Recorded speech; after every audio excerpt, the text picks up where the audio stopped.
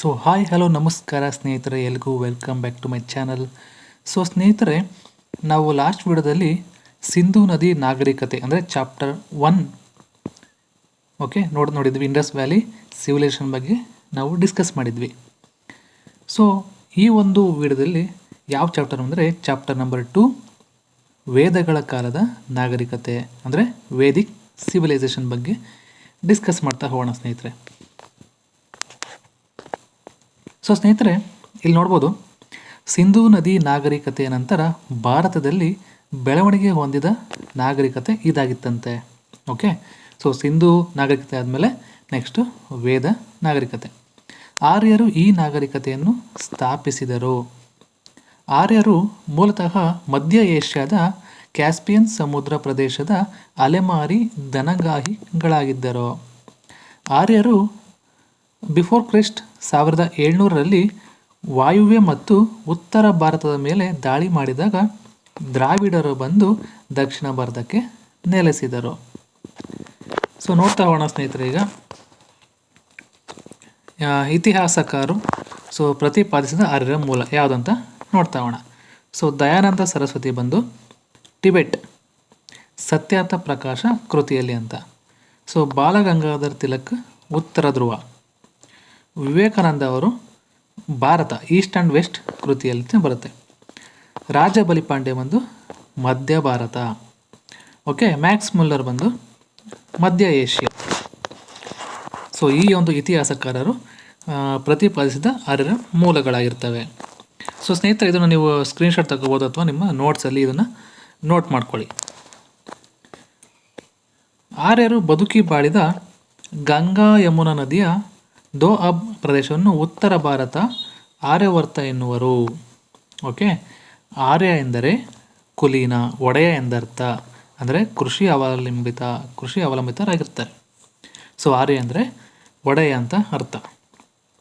Before Christ 1500ರಿಂದ 1000 ಋಗ್ವೇದ ಕಾಲ ಅಂತ ಕರಿತೀವಿ ಸ್ನೇಹಿತರೆ. ಸೊ ಇದನ್ನು ನೀವು ನೆನಪಿಟ್ಕೊಳ್ಬೇಕಾಗುತ್ತೆ.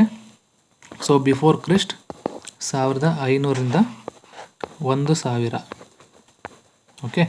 ಇದನ್ನ ನೀವು ನೋಟ್ ಮಾಡ್ಕೊಳ್ಳಿ. ಸೊ ಅದೇ ರೀತಿ ಉತ್ತರ ವೇದ ಕಾಲ ಎಷ್ಟು ಅಂತಂದರೆ 1000ರಿಂದ 700. ಸೊ ಇದು ಉತ್ತರ ವೇದ ಕಾಲ. ಇದನ್ನ ನೀವು ನೋಟ್ ಮಾಡ್ಕೊಳ್ಳಿ ಸ್ನೇಹಿತರೆ. ಸೊ ವೇದಿಕ್ ಲಿಟ್ರೇಚರ್ ಬಗ್ಗೆ ನೋಡೋಣ. ವೈದಿಕ ಸಾಹಿತ್ಯ ಸಂಸ್ಕೃತ ಭಾಷೆಯಲ್ಲಿ ಇದು ರಚನೆ ಆಗಿರ್ತಕ್ಕಂತಹದ್ದು. ಯಾರಪ್ಪ ರಚಿಸಿದ್ದು ಅಂದರೆ ವಿಶ್ವಾಮಿತ್ರ, ಭಾರದ್ವಾಜ, ಕಣ್ವ, ವಸಿಷ್ಠ, ನಾರಾಯಣ, ವಾಸುದೇವ, ಕಣಾದ, ಕಶ್ಯಪ ಇವರು ರಚನೆ ಮಾಡಿದ್ದಾಯ್ತಾ. ಇದು ಬಾಯಿಂದ ಬಾಯಿಗೆ ಬೆಳೆದು ಬಂದ ಸಾಹಿತ್ಯ ಅಂದರೆ ಜನಪದ, ಬಾಯಿಂದ ಬಾಯಿಗೆ ಬಂದಿದ್ದಂಥದ್ದು. ಇದನ್ನು ಗುಪ್ತರ ಕಾಲದಲ್ಲಿ ಲಿಖಿತ ಗ್ರಂಥ ರೂಪದಲ್ಲಿ ಸಂಗ್ರಹಿಸಲಾಯಿತು. ಯಾವ ಕಾಲದಲ್ಲಿ, ಯಾವ ಟೈಮಲ್ಲಿ ಅಂದರೆ ಗುಪ್ತರ ಕಾಲದಲ್ಲಿ. ವೇದ ಎಂಬ ಪದವು ವಿದ್ ಎಂಬ ಪದದಿಂದ ಬಂದಿದೆ. ವಿದ್ ಅಂದರೆ ಏನೋ ಜ್ಞಾನ. ಸೊ ವಿದ್ ಅಂದರೆ ಜ್ಞಾನ. ಸೊ ವೈದಿಕ ಸಾಹಿತ್ಯ ಇಲ್ಲಿ ನೋಡ್ಬೋದು. ಸೊ ಶ್ರುತಿ ಅಂತ ಡಿವೈಡ್ ಮಾಡ್ತಾರೆ, ಆಮೇಲೆ ಸ್ಮೃತಿ ಅಂತ ಡಿವೈಡ್ ಮಾಡ್ತಾರೆ. ಸೊ ಶ್ರುತಿಯಲ್ಲಿ ಯಾವ ಬರ್ತವೆ? ವೇದಗಳು, ಬ್ರಾಹ್ಮಣರು, ಅರಕ್ಯಗಳು, ಉಪನಿಷತ್ತುಗಳು. ಸೊ ಅದೇ ರೀತಿ ಸ್ಮೃತಿಯಲ್ಲಿ ವೇದಾಂಗಗಳು, ಷಡ್ದರ್ಶನ ಶಾಸ್ತ್ರಗಳು, ಉಪವೇದಗಳು, ಪುರಾಣಗಳು, ತಂತ್ರಗಳು ಮತ್ತು ಮಹಾಕಾವ್ಯಗಳು. ಸೊ ನೆಕ್ಸ್ಟ್ ನೋಡೋಣ ಸ್ನೇಹಿತರೆ, ವೇದಗಳು. ಈಗ ನಾವು ವೇದಗಳು ನೋಡ್ತಾ ಇದ್ದೀವಿ, ಸಂಹಿತೆಗಳು ಅಂತ ಕೂಡ ಕರಿತೀವಿ. ಈಗ ನೋಡ್ಬೋದು, ಫಸ್ಟ್ ಒನ್ನು ಋಗ್ವೇದ. ಸೊ ವೇದಗಳಲ್ಲಿ ಮೊದಲನೇದು ಋಗ್ವೇದ, ಬುಕ್ ಆಫ್ ಹಿಮ್ಸ್ ಅಂತ ಕರೀತಾರೆ. ಸೊ ಇದು ಮೊದಲನೇ ವೇದ ಆಗಿರುತ್ತೆ. ಫಸ್ಟ್ ಟೆಸ್ಟಮೆಂಟ್ ಆಫ್ ಮ್ಯಾನ್ಕೈಂಡ್, ಮನುಕುಲದ ಪ್ರಥಮ ಗ್ರಂಥ, ಮ್ಯಾಕ್ಸ್ ಮುಲ್ಲರ್. ಶ್ಲೋಕಗಳು 1028 ಸೂಕ್ತಗಳಿರ್ತವೆ. ಸೊ ಮಂಡಲಗಳು 10. ಸೊ ಮಂಡಲಗಳು 10 ಆಗಿರ್ತವೆ. ಶ್ಲೋಕಗಳು 1028. ಹಳೆಯ ಮಂಡಲಗಳು. ಸೊ ಮಂಡಲಗಳಲ್ಲಿ ಹಳೆಯ ಮಂಡಲಗಳು 2 ಮತ್ತು 7ನೇದು. ಓಕೆ, ಹೊಸ ಮಂಡಲಗಳು 1 ಮತ್ತು 10ನೇದು. ಆಯಿತಾ? ಸೊ ಇದು ರಚನೆಯಾದ ಅವಧಿ ಯಾವಾಗಪ್ಪ ಅಂದರೆ ಬಿಫೋರ್ ಕ್ರಿಸ್ಟ್ 1500ರಿಂದ 1000 ತನಕ ಇರುತ್ತೆ. 3ನೆಯ ಮಂಡಲದಲ್ಲಿ ವಿಶ್ವಾಮಿತ್ರನು ರಚಿಸಿದ ಗಾಯತ್ರಿ ಮಂತ್ರವಿದೆ. ಓಕೆ, 3ನೇ ಮಂಡಲದಲ್ಲಿ ಸೂರ್ಯನ ತಾಯಿ ಸಾವಿತ್ರಿ ದೇವಿಯ ಪರಣೆ ಅಂತ ಕೊಟ್ಟಿದ್ದಾರೆ. 10ನೇ ಮಂಡಲದಲ್ಲಿ ಪುರುಷ ಸೂಕ್ತ ಇದೆ. ಇದು ಚಾತುರ್ವರ್ಣ ವಿವರಣೆ ಅಂದರೆ ಜಾತಿ ಪದ್ಧತಿ ಬಗ್ಗೆ ಇದರಲ್ಲಿ ಕೊಟ್ಟಿದ್ದಾನೆ. ಅದರಲ್ಲಿ ಋಗ್ವೇದದಲ್ಲಿ 10ನೇ ಮಂಡಲದಲ್ಲಿ ಕೊಟ್ಟಿರ್ತಾನೆ. ಸೊ ಇದು ಫಸ್ಟು ಋಗ್ವೇದ ಆಯಿತು ಸ್ನೇಹಿತರೆ. ಈಗ 2ನೇದು ಯಜುರ್ವೇದ, ಬುಕ್ ಆಫ್ ಸ್ಯಾಕ್ರಿಫೈಸ್ ಅಂತ ಬರುತ್ತೆ. ಯಜ್ಞ ಯಾಗಾದಿಗಳ ಆಚರಣೆ ಕುರಿತು ವಿವರಿಸುತ್ತದೆ. ಯಾವುದು? ಯಜುರ್ವೇದ. 1984 ಪದ್ಯಗಳಿದ್ದಾವೆ ಅಂತ ಅದರಲ್ಲಿ. ಓಕೆ, 40 ಅಧ್ಯಾಯಗಳಿವೆ, 2 ಶಾಖೆ ಇದ್ದಾವೆ. ಯಾವುದಪ್ಪ? ಕೃಷ್ಣ ಯಜುರ್ವೇದ ಅಂದರೆ ಯಜ್ಞಗಳ ವಿವರಣೆ, ಶುಕ್ಲ ಯಜುರ್ವೇದ ಅಂದರೆ ಯಾಗಗಳ ವಿವರಣೆ. ಸೊ ಯಜ್ಞ ಮತ್ತು ಯಾಗಗಳು ಈ ಒಂದು ಯಜುರ್ವೇದದಲ್ಲಿ ಬರ್ತವೆ. ಸೊ ನೆಕ್ಸ್ಟ್ ನೋಡೋಣ. ಯಜುರ್ವೇದ ಆದಮೇಲೆ ಅದು ಸಾಮವೇದ, ಬುಕ್ ಆಫ್ ಮೆಲೋಡಿ. ಸಾಮನ್ ಎಂದರೆ ಸಂಗೀತ ಎಂದರ್ಥ. ಇದು ಗಾಯನದ ಗ್ರಂಥವಾಗಿದ್ದು ಸಂಗೀತದ ಪ್ರಸ್ತಾವವಿದೆ. ಯಾವುದು? ನಾಮವೇದದಲ್ಲಿ. ಸೊ ಶ್ಲೋಕ ಎಷ್ಟು ಬರ್ತವೆ ಸ್ನೇಹಿತರೆ? 1810 ನಾಮವೇದದಲ್ಲಿ ಶ್ಲೋಕಗಳು ಬರ್ತಕ್ಕಂತಹದ್ದು. ಸೊ ನೆಕ್ಸ್ಟ್ ಅಥರ್ವಣ ವೇದ. ಓಕೆ, ಅಥರ್ವಣ ವೇದದಲ್ಲಿ ಏನು ಬರುತ್ತೆ? ಮಾಟ ಮಂತ್ರಗಳ ವಿವರಣೆ. ಓಕೆ, ಯಾರಪ್ಪ ರಚನೆ ಮಾಡಿದ್ದು? ಅಥರ್ವ ಮಹರ್ಷಿ. ಮೂಲತಃ ಈ ವೇದದಿಂದ ಆಯುರ್ವೇದ ಹುಟ್ಟಿಕೊಂಡಿದೆ. ಓಕೆ,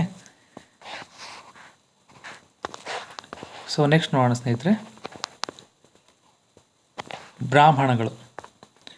ಸೊ ಬ್ರಾಹ್ಮಣಗಳ ಬಗ್ಗೆ ನೋಡ್ತಾ ಹೋಗೋಣ. ವೇದಗಳ ಶ್ಲೋಕಗಳ ಮೇಲೆ ರಚಿಸಿದ ವ್ಯಾಖ್ಯಾನಗಳನ್ನು ಬ್ರಾಹ್ಮಣಗಳು ಎನ್ನುವರು. ಓಕೆ, ಋಗ್ವೇದ ಅದರಲ್ಲಿ ಒಂದದು ಐತರೇಯ ಆಗಿರ್ಬೋದು, ಕೌಶಿತಕಿ ಆಗಿರ್ಬೋದು, ಸಾಂಖ್ಯಾಯನ ಆಗಿರ್ಬೋದು. ಸೊ ಯಜುರ್ವೇದದಲ್ಲಿ ಕಣ್ವಕ, ಕಪಿಲಾಷ್ಟಕತ, ಮೈತ್ರೇಯಣಿ, ತೈತ್ತಿರಿಯ ಇವು ಬ್ರಾಹ್ಮಣಗಳು ಬರ್ತಾರೆ ಅದರಲ್ಲಿ ಯಜುರ್ವೇದದಲ್ಲಿ. ಸಾಮವೇದದಲ್ಲಿ ಪಂಚವಿಂಸ, ಷಡ್ವಿಂಸ, ಜೈಮಿನೀಯ. ಅಥರ್ವಣ ವೇದದಲ್ಲಿ ಗೋಪಥ ಒಂದೇನೇ ಇರೋದು. ಓಕೆ, ಇಷ್ಟು ಬ್ರಾಹ್ಮಣಗಳ ಬಗ್ಗೆ. ಅರಣ್ಯಕಗಳು ಯಾರು ಅಂದರೆ ಇವು ಅರಣ್ಯಗಳಲ್ಲಿ ರಚನೆಯಾಗಿದ್ದು ಬ್ರಾಹ್ಮಣಗಳ ಮೇಲಿನ ಉಪಬಂಧಗಳಾಗಿವೆ. ಯಾವುವು? ಅರಣ್ಯಕಗಳು. ಉಪನಿಷತ್ತು ನೋಡೋಣ. ಸೊ ಉಪನಿಷತ್ತು ಅಂದರೆ ವೇದಾಂತಗಳು. ಇವು ಹಿಂದೂ ಧರ್ಮದ ಧಾರ್ಮಿಕ ಗ್ರಂಥಗಳು, ತತ್ವಶಾಸ್ತ್ರ ಅಂತ ಕೊಟ್ಟಿದ್ದಾರೆ. ಒಟ್ಟು 108 ಉಪನಿಷತ್ತುಗಳಿವೆ. ಇವು ಎಲ್ರಿಗೂ ಗೊತ್ತಿರೋದು. ಓಕೆ, 108 ಉಪನಿಷತ್ತು. ಉಪನಿಷತ್ತು ಎಂಬ ಪದ ಉಪನಿಷದ್ ಎಂಬ ಪದದಿಂದ ಬಂದಿದೆ. ಉಪನಿಷದ್ ಅಂದರೆ ಗುರುವಿನ ಬಳಿ ಕುಳಿತುಕೋ. ಓಕೆ, ಸೊ ಸ್ನೇಹಿತರೀಗ ಪ್ರಮುಖ ಉಪನಿಷತ್ತುಗಳನ್ನು ನೋಡ್ತಾ ಹೋಗೋಣ. ಈಶಾವಾಸ್ಯ, ಕೋನ, ಕಟ, ಮುಂಡೋಕ, ಮಾಂಡುಕ್ಯ, ತೈತ್ತಿರಿಯ, ಐತರೇಯ, ಛಾಂದೋಗ್ಯ, ಬೃಹದಾರಣ್ಯಕ, ಮೈತ್ರೇಯಣಿ, ಕಠೋಪ, ಕಾಶೀತಕ. ಓಕೆ, ಹಳೆಯ ಉಪನಿಷತ್ತುಗಳು ಯಾವುವಂದರೆ ಛಾಂದೋಗ್ಯ ಮತ್ತು ಬೃಹದಾರಣ್ಯಕ. ಇವು ಹಳೆಯ ಉಪನಿಷತ್ತುಗಳು. ಮುಂಡೋಕ ಉಪನಿಷತ್ತುಗಳು ಯಾವಂದರೆ ಸತ್ಯಮೇವ ಜಯತೆ ಎಂಬ ವಾಕ್ಯವಿದೆ ಅಂತೆ. ಸೊ ಮುಂಡೋಕ ಉಪನಿಷತ್ತಲ್ಲಿ ಈ ಒಂದು ವಾಕ್ಯ ಐತೆ. ಜಾಬಾಲ ಉಪನಿಷತ್ತಿನಲ್ಲಿ ವರ್ಣಾಶ್ರಮದ ವಿವರಣೆ ಇದೆ. ಸೊ ವರ್ಣಾಶ್ರಮ ಯಾವುದಾದ್ರು ಅಂದರೆ ಬ್ರಹ್ಮಚರ್ಯ, ಗೃಹಸ್ಥ, ವಾನಪ್ರಸ್ಥ, ಸನ್ಯಾಸ. ಶಹಜಹಾನನ ಮಗನಾಗಿದ್ದ ದಾರಾಷಿಕೋಹ 1656ರಲ್ಲಿ ಉಪನಿಷತ್ತುಗಳನ್ನು ಮುಜುಮ್ ಉಲ್ ಬಹರೈನ್ ಎಂಬ ಹೆಸರಿನಲ್ಲಿ ಪರ್ಷಿಯನ್ ಭಾಷೆಗೆ ಭಾಷಾಂತರಿಸಿದಂತೆ. ಜೈನ ಧರ್ಮದ ಸ್ಥಾಪಕ ಮಹಾವೀರ ತಮ್ಮ ತತ್ವಗಳನ್ನು ಉಪನಿಷತ್ತುಗಳಿಂದ ಪಡೆದರು. ಇಷ್ಟು ಪ್ರಮುಖ ಉಪನಿಷತ್ತುಗಳು. ಓಕೆ, ಈಗ ಉಪವೇದಗಳ ಬಗ್ಗೆ ನೋಡೋಣ. ಆಯುರ್ವೇದ, ಋಗ್ವೇದದ ಉಪವೇದ ಗಿಡಮೂಲಿಕೆಗಳಿಂದ ಔಷಧಿ ತಯಾರಿಕೆ ಅಂದರೆ ಆಯುರ್ವೇದ. ಧನುರ್ವೇದ ಯಜುರ್ವೇದದ ಉಪವೇದ ಯುದ್ಧ ಕಲೆಯ ವಿವರಣೆ ಮಾಡ್ತಾರೆ.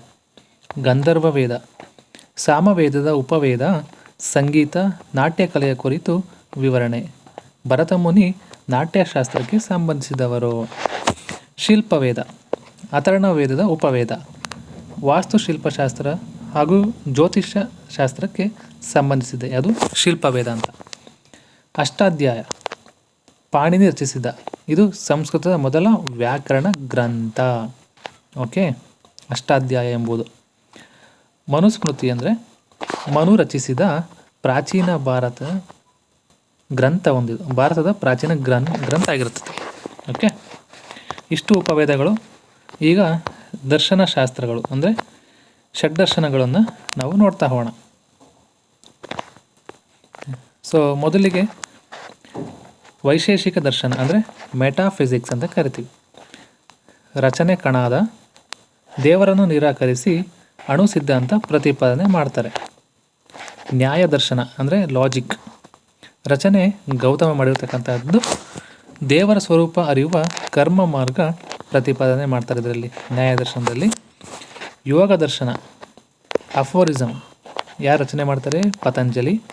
ಯೋಗ ಮತ್ತು ಧ್ಯಾನದ ಮೂಲಕ ಮುಕ್ತಿ ಪಡೆಯುವ ಮಾರ್ಗ. ಸಾಂಖ್ಯ ದರ್ಶನ ಅಂದರೆ ರಚನೆ ಮಾಡಿದ್ದು ಕಪಿಲನವರು. ಪ್ರಕೃತಿ ಮತ್ತು ಆತ್ಮಗಳ ಅಮರತ್ವ ಪ್ರತಿಪಾದನೆ ಮಾಡ್ತಾರೆ ಸಾಂಖ್ಯ ದರ್ಶನದಲ್ಲಿ. ಸೊ ನೆಕ್ಸ್ಟ್ ನೋಡೋಣ, ಪೂರ್ವ ಮೀಮಾಂಸಾ ದರ್ಶನ ರಚನೆ ಮಾಡಿದವರು ಜೈಮಿನಿ. ಮುಕ್ತಿ ಸಾಧನೆಗೆ ಕರ್ಮ ಮಾರ್ಗದ ಪ್ರತಿಪಾದನೆ. ಉತ್ತರ ಮೀಮಾಂಸಾ ದರ್ಶನ ರಚನೆ ಮಾಡಿದವರು ಬಾದರಾಯಣ. ವಸ್ತು ಅಸತ್ಯ ಮತ್ತು ದೇವರು ಸರ್ವಶಕ್ತ ಎಂದು ಪ್ರತಿಪಾದನೆ ಮಾಡ್ತಾರೆ. ಸೊ ಪುರಾಣಗಳ ಬಗ್ಗೆ ನೋಡೋಣ.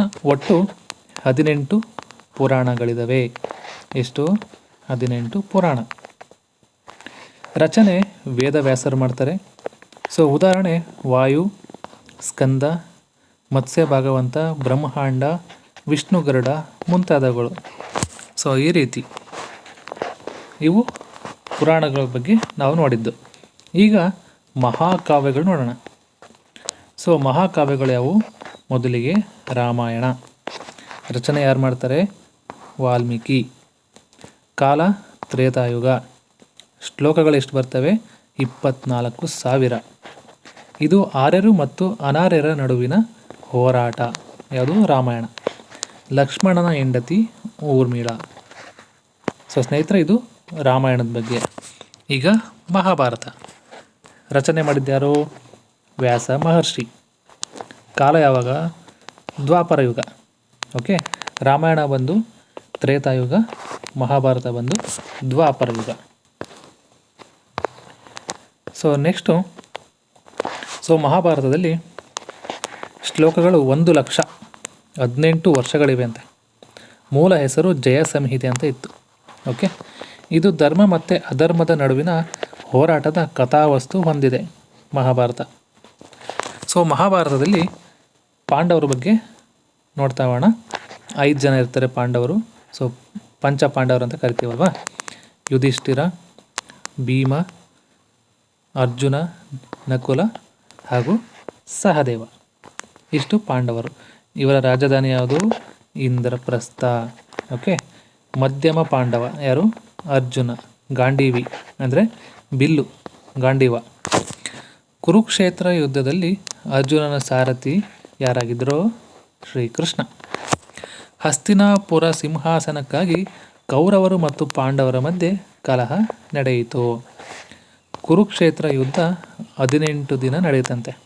ಓಕೆ, ಕುರುಕ್ಷೇತ್ರ ಯುದ್ಧ ಭೂಮಿ ಎಲ್ಲಿದೆ? ಹರಿಯಾಣದಲ್ಲಿ ಇದೆ ಅಂತೆ.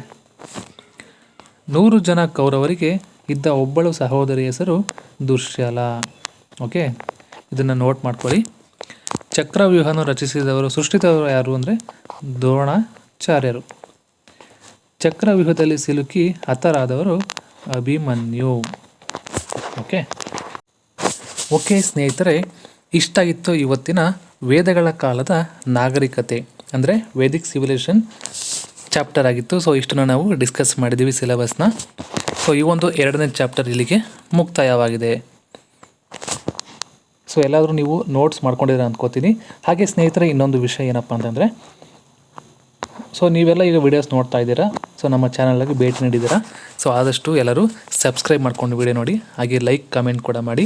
ನಿಮ್ಗೆ ಯಾವ್ಯಾವ ಚಾಪ್ಟರ್ಸ್ ಬೇಕು ಅಥವಾ ಯಾವ ಸಬ್ಜೆಕ್ಟ್ ಬಗ್ಗೆ ಬೇಕು ನಿಮಗೆ ಅದನ್ನ ಕಮೆಂಟಲ್ಲಿ ತಿಳಿಸಿ, ನಾನು ಅದನ್ನು ವೀಡಿಯೋ ಮಾಡಿ ಹಾಕ್ತೀನಿ. ಸೊ ನಿಮ್ಮ ಫ್ರೆಂಡ್ಸ್ ಮತ್ತು ಫ್ಯಾಮಿಲಿ ಜೊತೆ ಕೂಡ ಈ ಒಂದು ವೀಡಿಯೋಸ್ನ ಶೇರ್ ಮಾಡಿ, ಅವರಿಗೂ ಕೂಡ ಹೆಲ್ಪ್ ಆಗಲಿ. ಯಾರೆಲ್ಲ ಕಾಂಪಿಟೇಟಿವ್ ಎಕ್ಸಾಮಿನೇಷನ್ಸ್ಗೆ ಪ್ರಿಪ್ರೇಷನ್ ನಡೆಸ್ತಾ ಇದ್ದೀರಾ ಅವರಿಗೆಲ್ಲ ಇದು ವೀಡಿಯೋಸ್ನೆಲ್ಲ ತಲುಪಲಿ ಅಂತ ಹೇಳ್ಕೊತಾ ಈ ಒಂದು ವಿಡಿಯೋನ ಇಲ್ಲಿಗೆ ಮುಗಿಸ್ತಾ ಇದ್ದೀನಿ. ಸೊ ಎಲ್ರಿಗೂ ಧನ್ಯವಾದಗಳು.